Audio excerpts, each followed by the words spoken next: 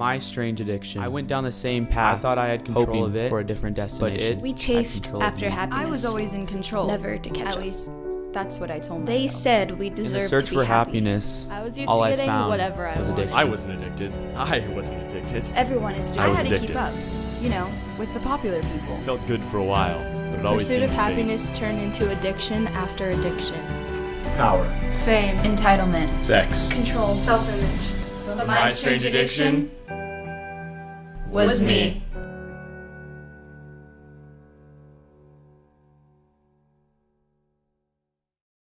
Alright, so when I lived in Oklahoma, land of the free and of the brave, maybe you've heard of it. It's in a section of the country called the Midwest. There was a story that came out in the paper. And I'm going to tell the story from the first person because it's just more fun to tell stories that way. So I'm sitting in a room one day. There's a boy named Jared. And Jared, it's the middle of the Oklahoma winter. If you guys don't know much about Oklahoma, it's very seasonal. Okay, so in other words, summer is hot, spring is spring-like, winter is cold, and fall is in between. Right? And so as you lived here all year, you're like, I don't know, what do you mean? What do you mean by autumn? What does autumn mean? Explain to me what that means. What means ice? What does that look like? So, it's the middle of the winter, and Jared is freezing, okay? Not literally, but he's first world freezing, right? That means he's a little bit chilly. And the fireplace, which is over in the corner, is giving off just trace amounts of heat. And so he thinks to himself, in great genius of his brain is, if fire brings me warmth, and that's good and positive and it brings life and all other stuff, you know what I can do is if I start a bigger fire and we don't put it in the fireplace, then I can be warmer. This is literally a story that happened. So what that boy did is he brought logs in from outside and put it in the middle of his living room. And he soaked them in kerosene, and then he lit them on fire. And he burned his house down, like you do. And I tell you that story to tell you this story, which is, we are talking about sex tonight. Okay? It's everyone's favorite topic to talk about. Before we can get into it, I'm just going to address the elephant in the room. Some of you have experiences with sex beyond what you wish you had. Some of you, your sexual experience was inflicted upon you. Some of you are in the middle of sexual experiences that you shouldn't, quote unquote, be a part of based on how you want to live your life. And then some of us are married, okay? And it is what it is, you know? I mean, it is, okay? So, I'm not going to apologize for anything that comes out of this sermon, because what's going to come out of this sermon is nothing but, it's truth. It's not Chris's opinion plus truth. And if you guys have been here for any length of period of time, you know that's my commitment. I don't want you guys to get the gospel according to Chris, but to Christ, okay? And tonight's sermon isn't going to be what you're used to, okay? So especially if you just came from 910. And this is not a dig on 910. It's just, you probably shouldn't talk about this stuff with freshmen and sophomores. And so we're going to go there tonight. Yay, everyone's happy, okay? So it's okay. We might say penis tonight. Everyone get prepared for that. If you have your Bibles, open to John chapter 10. John. You Spanish speakers, Juan 10. Verso 10. John 10, verse 10. John 10, that's Daniel. You're going to want to keep going.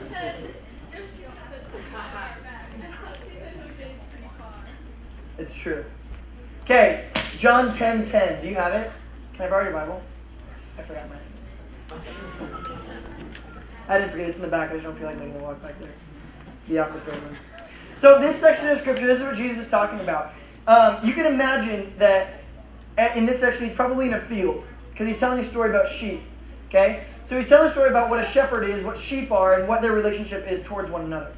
So he goes in this long spiel about how I am the shepherd, I am the good shepherd, I lay down my life for the sheep, I'm here to protect them, I'm here to give them care. That's what a shepherd does, right? He's got that staff, That staff is used to pull the sheep back from the edge of cliffs. It's used to beat away wolves. It's used to correct their path, whatever it might be. That's what the shepherd is there for. So Jesus is saying, you don't get it. I haven't come to steal and to kill and destroy. I haven't come to take away your joy. I haven't come to do anything except to show you a better way to live your life. So John 10:10 summarizes that. It says this. For, this is me, not finding it yet, a thief comes only to steal and to kill and to destroy. I have come so that you may have life and have it in abundance. Okay, so Jesus is saying, I'm not a thief. I'm not one of those guys that comes and whenever he sees you having fun, he's going, no, you can't have fun. Because Christianity isn't about fun. It's about, I'm going to revoke from you everything that brings you joy. And if at the end of your life I have revoked enough from you, then you can go to heaven. And for me, growing up, that's how I pictured Christ. That's how I pictured the church. When you went to church, it was all these fun things that non-believers did, and all the really staunch, dumb stuff that we did as Christians. And at the end of your life, God did this magic trade. He was like, okay, well, your life sucked. It was boring. And you didn't get to have sex. And you didn't get to cuss. And you didn't get to steal things from each other. And you didn't get to throw things at your teacher when she wasn't looking. So you get to go to heaven. And this group of people over here, you guys did have sex all the time with people that we weren't married to. And you did this and that, so you got to go to hell. And that was my perception of who God was. Those who engaged in joy in this life had no joy in the afterlife, and vice versa. And then I came across this verse, and I was like, what do you mean, Jesus? I mean, even in the topic of sex, it would seem to go by his principles that are so mandated, that are so antiquated, that are so archaic, which basically means old-fashioned. Why would I go by your rules? You're so outdated, God. Your rules, they're so old and out of place now. This is the 21st century. Like, we express ourselves freely sexually, right? So God, why would you come and impede that? Oh, once again, you're trying to take away our joy. And in the back end of that phrase, the question that I would postulate to you guys right now is, if I asked you to give me a progress report on sexuality in America, the way that you watch your friends deal with sexuality, how many of you would be like, it's as healthy as it's ever been? People's view of themselves, the way they express themselves sexually, there is no sexual perversion, or there's no taking advantage of people, there's nothing like that. That's not the case. The case that we find right now is that there's a broken world, and we know innately there's a difference between sex and other things. Why do we talk about sex in this context? It's because we know something inside of us understands that sex is not the same as everything else. It's not. Right? If you walk down the street, right, and you even, let's say you're a guy and you beat up a girl, everyone frowns on you, right? And they probably should beat you up too. Like, I would beat you up as well. And you deserve it. You shouldn't hit women. And yet, in the same wavelength, without even harming her, without even punching her or hurting her, if you rape the same woman, the devastation, the therapy, the brokenness that woman would go through is far beyond anything that just laying hands on her and hurting her could do. Why do we know that? Why is rape, if sex is just for recreation and nothing else is involved, then rape should just be someone playing the game wrong, shouldn't it? But it's not the way that it is. Rape is so much more than that. Sex is so much more than that. It involves something deeper, and that's what Paul is talking about when he talks in the New Testament. He says, every other sin that you commit outside your body. But sexually, it's something, it's innate. It's not just inside your body. When he uses that phrase, it's that sarx word. And sarx is this Greek word that means your inner you, your soul, your nefesh chaya. It's what was breathed into you. Sex is a commingling of something that's deeper than that. Okay? Some of you are like, what does he know? He's not talking about. I've had more sex than you know what to do with, okay? With that woman right there. Okay? So, first of all, you need to understand that, okay? So don't start blushing or going like, he doesn't know about that. Okay, I went to college for 4 years. I had crazy roommates. I understand. You've never experienced it personally. Okay, so don't be like, well, he doesn't even know what masturbation is. Okay, grow up, all right?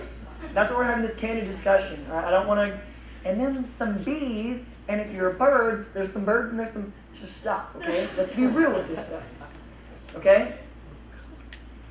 So then why can Jesus make claims like, I've come to give you life and to give it to you fully, when it seems like he's taking away the very essence of what gives us joy? How do those two things manifest themselves and fit together? And like we do, we're going to have a nerd discussion here for a few minutes, okay? So we're going to take that Bible, okay, and we are going to lay it to the side for a minute. Why? Because of this. Because if God is the creator of you and me, and he has declared that he wants to give us the best life possible, then the best life possible outside of Scripture should line up with the best life possible that God gives us, right? If this world can offer a life greater than that he did, then maybe he didn't make us after all. So we should be able to look at secular thought, and it should be able to line up with Scripture. Or Jesus is lying here. That's what we're going to do. Okay? There's actually there's a chemical dependency that actually takes place with sex. Maybe you've seen the addiction model before, but it basically in your brain you have something called dopamine, and it's released at the thought of something good happening, or it's at the waiting for something good to happen. It's this chemical that's released. When dopamine is released, it is captured by what's called dopamine receptors. When dopamine is released, let's say you're playing soccer, you score a goal. Your brain goes, release some dopamine, and then the dopamine receptors catch it. That brings you a good feeling, right? That same feeling that you get when you score a goal in soccer is the same feeling that you get when you see her for the first time. Your brain, because of a lot of different things that it was chemically designed to do, is like, she is hooked, okay? And when your brain thinks that, it goes, release a little bit of the dopamine, and then it catches it, and you're like, this is awesome. This is fun. This is good times. And that what you feel right there is your body going, let's recreate ourselves. Okay? So it's sexual at its core. So it's whenever in the movies that have like this big moment, like aha, it's like, well, in your limbic system, what's happening right there is your body is saying, use her to make more of me. So it's really kind of creepy at its core. But it's okay. And then what happens, let's say that you start liking her and you start dating, and what happens is that, again, your limbic system, the neuroscience behind it all, is that God has instilled inside each and every one of us, and I use this very intentionally when I say instilled, designed, created, a love cocktail, if you will, full of these chemicals called vasopressin, oxytocin, dopamine, phenolphthalein, all these different things that go together. And so you have something like oxytocin. Oxytocin is a chemical that's released when you're close to someone. It's something that's called the cuddle chemical. Okay? So maybe you've been around someone when they get really sleepy. Sometimes they release oxytocin and they just kind of like snuggle up. And they're like, why are you in my armpit? And you're like, I just want to be with you. I just want that. Okay? I get it sometimes too. Like when we married and Paige would be like, doing work on her computer, and I'll suddenly turn to a sloth, and I'm like, let's be together, right? So you have oxytocin and vasopressin. That's the compound. That's the long-term chemical. It's also considered like the love chemical. Okay, so that's the one that has that long-term bonding thing.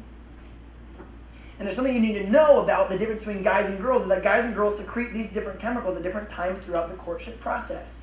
Guys are visual, and so what happens when they see a girl is it immediately releases dopamine. It's like, I like it. Okay? But what testosterone does, which is the male hormone, is it's a vasopressin muter. So vasopressin wants to come to the surface, so we connect with a girl, we're like, oh, you are hot. But our estrogen goes, no, don't release that chemical. Okay? That's going to connect us to them. Leave that there. Don't do that. Women are not so much that way. They are not as stimulated by the visual, and so when they start to connect, slowly the dopamine grows, and then vasopressin kicks in. Okay? The moment that a female experiences orgasm, she releases a chemical compound similar to when she breastfeeds her baby for the first time, and it's this connecting, it's just this wave of connection. And God put that there for a reason. He put it there because He wants, if a guy is going to lay with a girl, biblically, if you know what I'm talking about, a little bit of the, if they're going to do that, then God's going, I've created this chemical cocktail that no one else can even understand. The intricacies of which people are still trying to pull apart and they don't get it. Okay, there's something called entanglement, biochemical entanglement. And right now what they're doing is there are some women and some men who are allergic to certain prescription drugs. And so to treat their disease, what they're doing is that they're feeding it to someone who they have connected with sexually on a love basis that have vasopressin connection with. So in other words, let's say Paige is allergic, well she is. Let's say, we don't have to say it, she is. She's allergic to gluten. Well, let's say the only thing that can heal her is gluten. What they're doing right now is they're finding out that vasopressin and oxytocin and phyllothalline and prolactin, all these chemicals, what they can do is they can give me the pill that she needs, and then through intercourse, my body knows that she needs that. And they're healing each other with each other. It's this chemical interaction that God has created, and it's for these two people. God bless you and all that is holy. And the reason that I tell you that is that when the guy has an orgasm, when the guy experiences that state of euphoria, what happens is dopamine is released. But then conversely, with dopamine is this other chemical called prolactin. If they haven't gotten to a place where they, quote unquote, experience love and he has experienced vasopressin, and the only time that the male is able to release that vasopressin is in a long-term, committed, safe relationship. Okay? Because guys are naturally a little more standoffish, right? So when the guy experiences orgasm, he doesn't release vasopressin. He doesn't release that connecting chemical. So the girl in her orgasm is like, let's be together forever. And the guy releases prolactin. And prolactin is vasopressin's opposite. That's why you watch these different things, like these movies where the guy, they have sex and the guy rolls over and goes to sleep. Prolactin is a chemical that it's similar to the tryptophan. Have you ever heard about this? It's what's found in Turkey that makes people want to go to sleep. So prolactin is full of these different things. It is a disconnecting chemical. It is a roll over and go to sleep chemical. It is a sleepiness chemical. And the reason that they think that scientists now are saying that's the way that it is because God instilled that in guys who are sleeping around so that if they have sex with a girl, they don't immediately go, next, who's next, who's next? So he's going, okay, if you're going to have sex with someone who you haven't connected with on a love level. See, right now when I have sex with Paige, I have vasopressin there. So it's not like I'm not like roll over, go to sleep, right? I'm like, I want to connect more. I want to talk about things. I want to be with you. I love you. Like, I want to be there. But that vasopressin only kicks in if my estrogen has been weeded out because we're in a long-term committed relationship. So only in that am I able to connect to her in a way that after sex, I want to be with her still. So all of a sudden, God's writing this stuff, and he's going, you don't get it. I've come to give you joy, and you're not going to get it because joy looks like having sex, and I totally understand that. But what you're trying to do is I've given you something that's supposed to bring you warmth and good, and what you've done is you've started a fire in the middle of the living room. It's going to burn your crap down. And so if you've been in that place before, right now when I'm talking, you're connecting exactly with what I'm talking about. You're going, yeah, I'm there. He wants nothing to do with me, and I can't stop thinking about him. Or, why would she ever treat me that way? Or, after all we've been through, we had such a great friendship, and then she wants to walk away from me. I don't understand that. And what scientists literally liken it to is drunkenness. That when you experience these different chemical combinations, right? That's why they say you should always have mentorship. Because when you enter into a relationship with somebody, they say that the prefrontal cortex, your frontal lobe, which is in charge of decision making, gets drunk. It's called love drunk. Okay? So you don't make good decisions. That's why you need mentors. So when you're like, he's so cute. Like, well, does he have a job? He doesn't need a job. We will pay the bills with love. Someone needs to punch you in the nose. Okay? Of the same gender. Otherwise, it's kind of productive to our cause. Okay? And so it seems as if God's going, this thing that I designed is good. In fact, in Genesis, he says it's tov ma'ov. That means perfect. This is so good. Well, the same chemicals that you have, that Adam and Eve had in them, that are going to keep them together forever, that when Adam gets done taming the lions for a day and swimming with the whales or whatever he did daily in the Garden of Eden, and Eve does that, they run to each other like, yes, let's be together For the same reason that when Paige goes away on a trip, I'm not like, okay, I'm going to go find another girl. I'm sitting there and I'm like, I want her to come home. I want to be with her. Okay? Even when she comes home from a day of work, I'm like, it's so good to see you. And God's like, that's right. I've come to give you good life. I've come to give you to the full. And the security that you feel, and the love that you feel, and the wholeness that you feel in a long-term committed relationship, and the confines of marriage, which God has defined it, is so good. I just want to give you these facts really quick. Well, it's my body, my choice. It's what I want to do. It makes me happy. Let me tell you this. People who would self-identify themselves as sex addicts, okay, which means, and again, what's an addiction? What are we talking about? It's a behavior that's perpetuated in light of adverse consequences. So guess how much it takes to be a sex addict? Very little. For instance, you sleep with a guy, he never calls you again, he breaks your heart. He makes fun of you behind your back to all of his friends. You are crying in your room for a month. He calls you a month and a half later, and you go over to his house and you hook up with him again. That is considered an addiction. In light of adverse consequences, you return to the same stimulus. That's considered an addiction. Those who would self-identify themselves as sex addict report these numbers.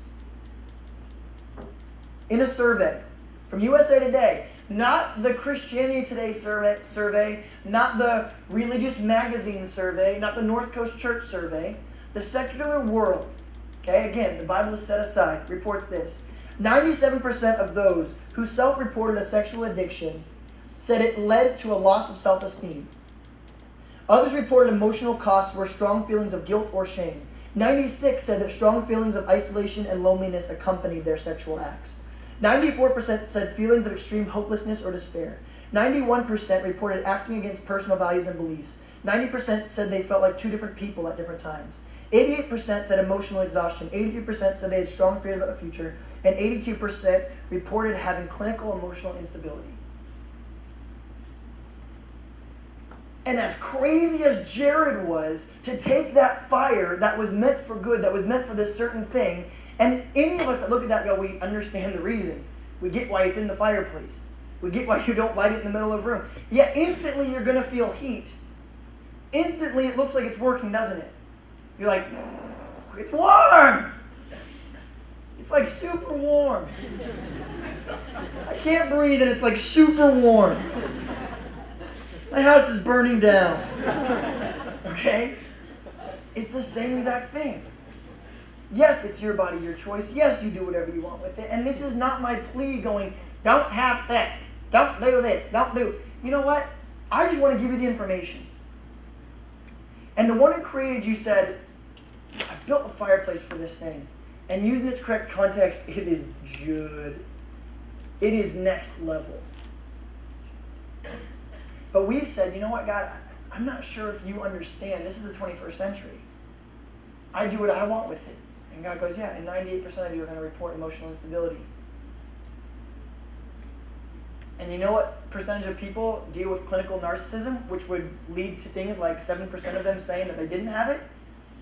About 15% of people deal with narcissism. So if you ask them, do you deal with emotional instability? They go, no!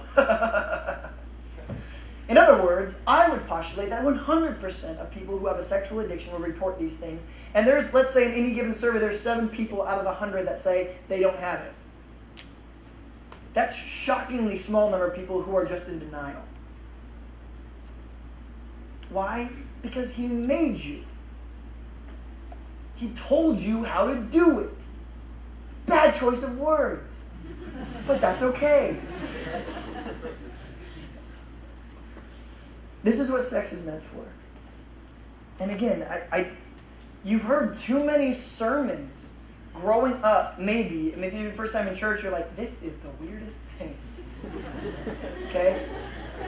It's fine though. What'd you learn at church? I don't know if I can talk about it. The pastor said sex a lot. It's okay.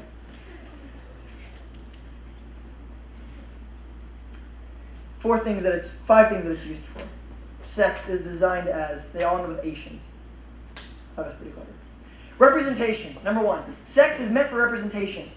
Okay, so the sexual addiction that we have, the way that we use sex, I wrote 3 things down that I think is the number one ways that the reason that we use sex the way that we do, the reason that we light the fire in the middle of the living room, is for these reasons. This is what we want to accomplish when we take it outside of the fireplace. We want to boost intimacy, right? It's like steroids, kind of, right? At least for one party, because the other party wants to lean over and go to sleep. Okay? So at least for one party, it boosts intimacy. Oh, you don't get it. If I have sex with him, or if I have sex with her, then we will be one. Yeah, that's not how it works.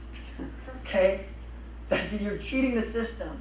Something you need to understand about the way that you were made is that you have to pay the piper. Okay, that's an expression that's used throughout Alcoholics Anonymous, and that is there's no shortcut to joy, there's no shortcut to success, there's no shortcut to health. Anyone who deals in the diet field would never be like, take this pill, and you'll be skinny. Right? No, and I don't get why, and my wife is a health coach, but the reason she has a job sometimes flabbergasts me. Because the way that you lose weight 2,000 years ago, 50,000 years ago, 13.4 billion years ago is the same way that you lose weight 3,000 years from now. You eat healthy, you exercise more, you reduce stress from your life.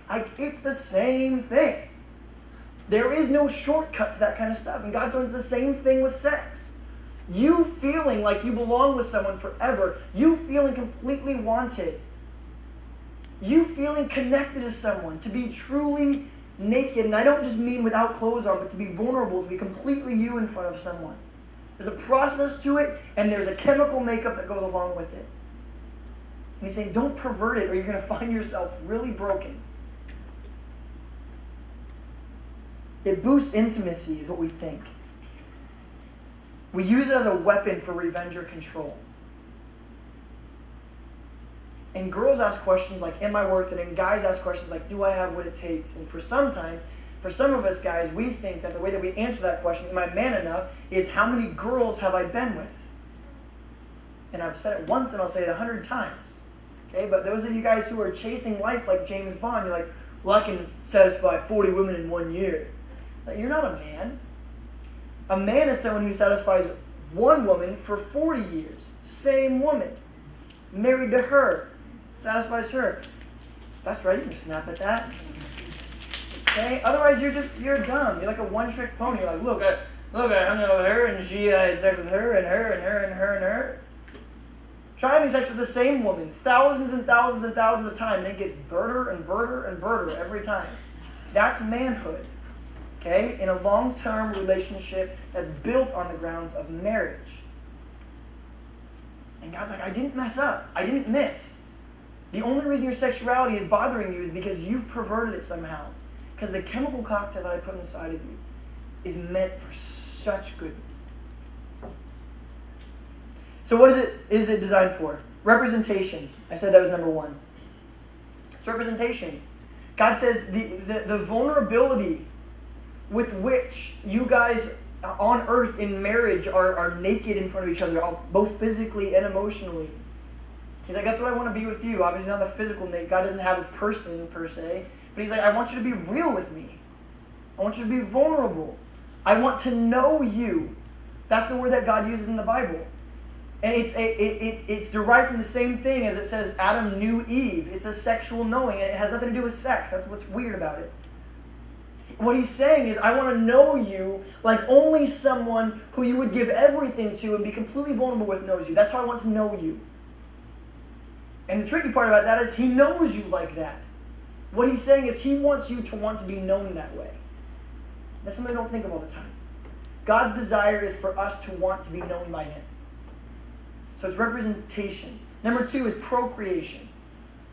Okay? Procreation. God bless you, know that is holy.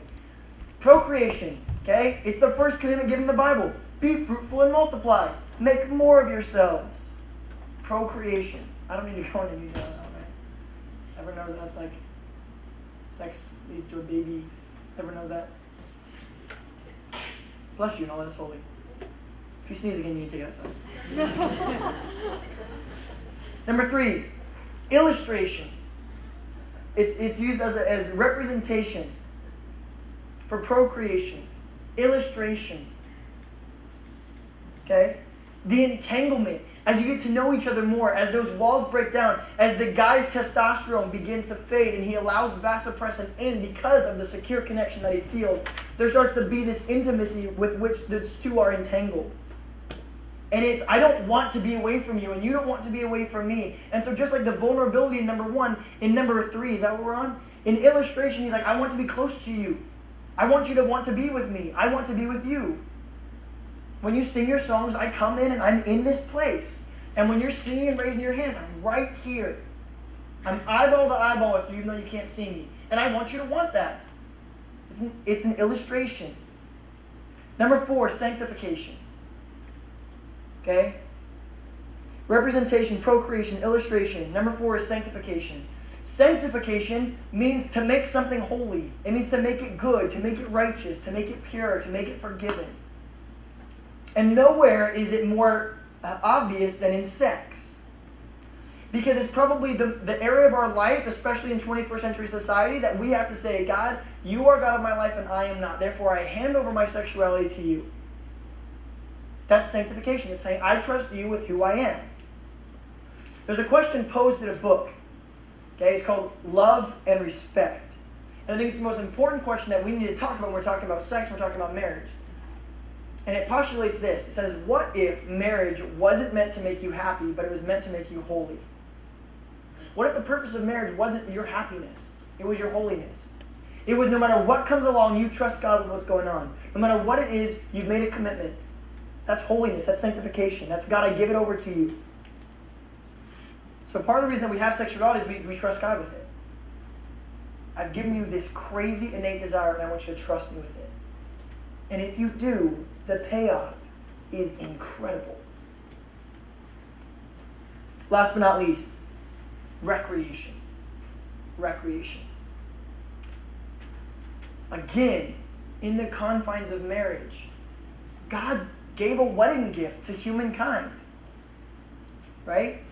Great Aunt Lou gave you that weird book on Kama Sutra, and you're like, oh, Aunt Lou's pretty cool. God gave you sex. Okay? They gave you a crock pot. They gave you a teacup. They gave you a toaster oven. 18 people gave you flatware. God gave you sex. And he said, have fun. And he says that because he goes, now when you're sitting at that altar, you two have committed to each other, and what's going to happen is that security that's found in that bond, when he says, I do, is so much that he knows that you're not going anywhere. And his testosterone will stop saying, get rid of the vasopressin, and instead it will say, bring it on. So his testosterone will subside, and he will invite into his limbic system this chemical called vasopressin. And in that chemical of vasopressin, he will then connect to you. And when he experiences orgasm, you experience orgasm at the same time, that vasopressin will be released simultaneously. And literally through the skin, through touch, there's a magnetic field that you can measure between two people who both release vasopressin. It's this chemical cocktail that literally binds them together. The guy's like, I made it. And like, it was good. I made it good. And it's this beautiful menagerie, if you will. It's this artful masterpiece that he's made. And so, what I found in my life is that when someone comes up to me and they're like, hey, don't touch the plate, it's hot. But you go to the restaurant, the lady's like, here's your burrito. Don't touch the plate, it's hot. What's the first thing you do? Why? Because you want to find out if that woman's a liar. Is what you want to do. Even if she stared right at me, I would still go, don't tell me what to do. Tell me what to do. Okay? I paid for this burrito, I paid for this, I will touch the plate if I feel like it. So I'm not going to go, don't have sex before marriage, don't do that. Because you're not going to listen to me if I said it. What I'm going to do is I'm going to pose to you that there's a better way to do things. And if you're like, well, I'm going to do more with my sexuality what I want, congratulations. You are going to join the 97, 98, 94, 90, 88, 83, 82, 98, 96% of people. So you're not big and bad. You forfeited. Okay? And I want to end with this thought. I was at a conference one time, and there was a guy, and let's call him Big Jerk McCoolahans, okay? That's what he was. And he stood in front of the stage, and he was like, this is your sexuality. And he was holding a rose. And he's like, and some of you, you just treat your sexuality like it was nothing. And I'm all, this is going to be good. D-bag. Can I say that? Okay. So he takes it and he goes, I want you to hold this. Probably 500 people hold it. I want you to pass it around. Pass it to your neighbor. Smell it if you want to. Twirl it in your fingers if you want to. Whatever you want to do. Just all around. Go fast. Go fast. Come on. Unbelievable. Yeah, just fake like you just... Brad ate it. So okay, let's pretend like, and right there, like it jumped all the way over here, and everyone then, and so there's 500 people, and it gets to K, and I grab it. And so this guy grabs it. And now, this rose that was like bachelor status rose, the petals have all but fallen off. It's mangy, it's tilted to the side, right? Some guy tried to eat it, so there's little parts of it that have like slobber on it, and so it's this weird, deranged mess. And this is what a guy who claimed to be a Christian was willing to have the nerve and the cojones to say in front of a group of 500 teenagers. He said, you see this? Some of you have treated your bodies like this. And who would ever want a rose like that? And then he threw it. And I said, Jesus? Like, Jesus wants the rose. Like, he wants it. He's there to redeem it. He's there to make it new. He's there to restore you. He's there to bring you sanctification, to bring it back to where it was. So for some of you who are sitting here going, well, crap, God is in the business of making things new. Behold, I am making all things new. That's direct from Revelation. So if you're like, well, okay, I get it. The limbic system works a certain way and everything. And there's going to be, if you've done it, there's going to be consequences. And not the church isn't going to hit you or anything else like that, but you've already experienced some of them. If you've engaged in sexual behavior that you shouldn't have done, you've already experienced this. You've already gone, I don't want that anymore. But guess what? Sometimes there's consequences with stuff, and I can't stop that. But what God says is I'm in the business of redemption. And he said, I created your brain, and I can create it to go back to the way that it was. And I'm a very firm believer in second virginity. And if you've crossed lanes you didn't want to cross, and you've gone places you didn't want to go, in repentance, God says, I want you back. And when that D-bag on the stage says no one wants that rose, he is lying. I want it. Not only did I want it, I gave my life for it to buy it back. None of you, no one's too late in here. No one's too far gone. No one's done too much. In fact, if you think you're too far gone, you are so close. Because the number one step to getting back with him is to understand that you cannot do it on your own and you deserve nothing. And in that frame of mind, that humility, God says, I have now invited you back to me. And so when we look at all these things, I'm forced to look at John 10:10 and go, maybe he's right. Maybe the way that we're doing stuff that leads to brokenness, to these 90 percentile things, yeah, it's old school and it's antiquated, but the way that we're doing it, it's just not working.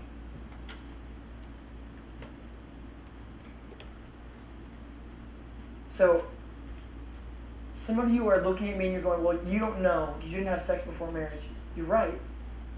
I've only had sex with one person in my life, that is Paige Hilkin. I will only have sex with one person in my life, and that is Paige Hilkin. So I don't know. Some of you are going, well, you don't understand. I don't have to understand, because I'm on the other side of that coin. I'm telling you, it is good. You're like, well, aren't you bored? No, I'm not. I'm not going to go any further, but I'm not. Not in the least. In fact, every day I grow more and more in love with Paige Hilkin. Every day. You want to know the day that I loved her the least? It's our wedding day. Because it's grown every day since then. When my baby comes out, the least I'm ever going to love that baby is on day one.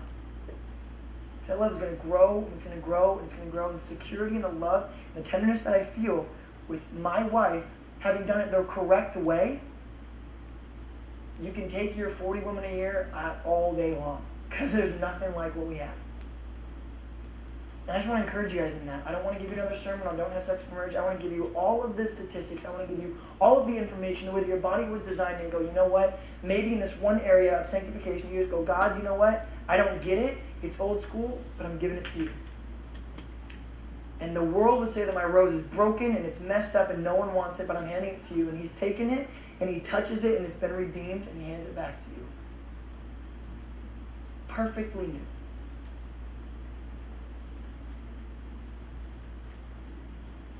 And that is our second to last addiction. It's the addiction to sex. More importantly, it's an addiction to the perversion of sex that our society has. Because I am addicted to sex. But it's good.